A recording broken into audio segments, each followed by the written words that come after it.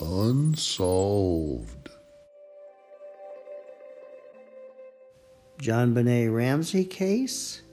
The Ramseys were framed. John Ramsey is innocent. Patsy Ramsey is innocent. JonBenet's real killer was out to seek revenge against John Ramsey that Christmas night, to destroy his business and his personal life.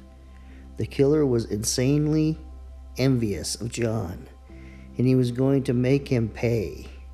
He wasn't interested in collecting a ransom, just killing his daughter. That is the reason for the $118,000 ransom amount. It was John's work bonus. That's the reason the note ends with John 3 times. Don't try to grow a brain, John. It's up to you now, John. The killer was toying with him. The killer's plan was to frame Patsy Ramsey for the murder of her daughter because she was the mother of the little beauty queen. But it was John who was the target.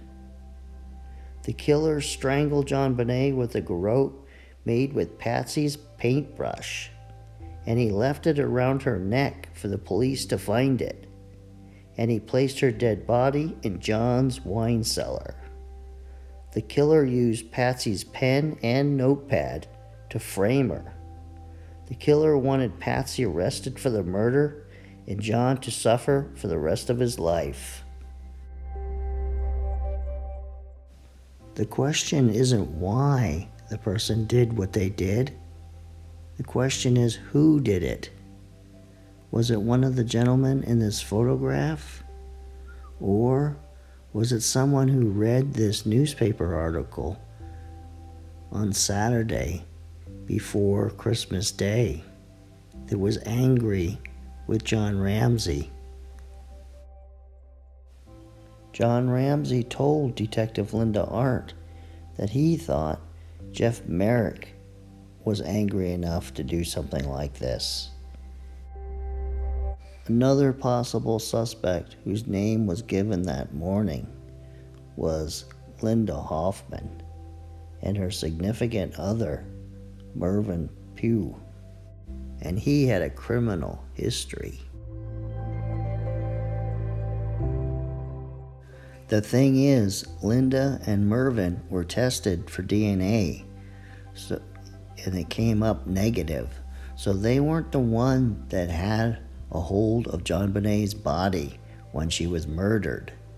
However, they might have known somebody, like Linda had some older children, or Mervyn might have had some friends, and they might have been the one that actually did the crime.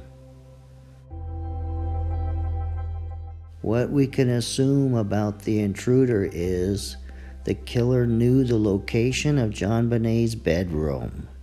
The killer left a 3-page note on the lower step of the spiral staircase because he knew the Ramseys traveled up that staircase and down. The killer knew John Ramsey's name and business. The killer carried JonBenet to the basement. The killer murdered her with a garrote and whacked her on the head. And the killer wrapped her in a white blanket and put her in the wine cellar. There's several persons of interest.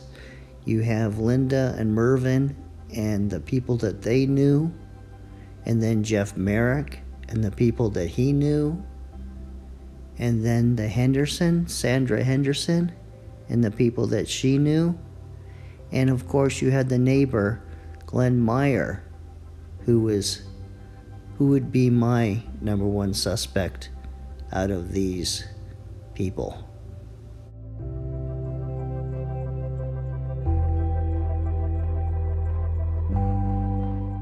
Well, this ends this episode of Unsolved, and please comment, answer the survey question, or subscribe if you haven't already. And I'll see you next weekend with a different kind of episode.